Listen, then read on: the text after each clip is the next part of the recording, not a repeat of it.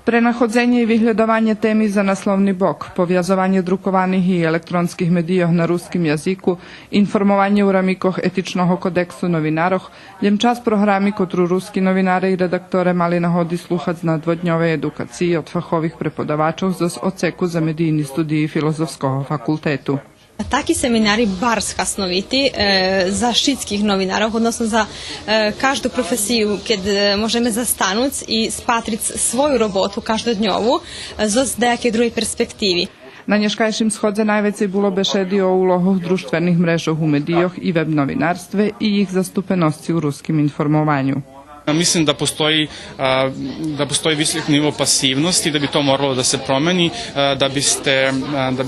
da bi sadržaj koji stvarate bili na kreativni način predstavljeni javnosti, da bi javnost mogla brže, lakše da dođe do njih. Edukativni seminari za novinarov otrimuju še u ramikoh projekta Novinarske asocijacije Rusnacoh, ktorý potrimal Sekretarijat za kulturu i javne informovanje vladi AP Vojvodini.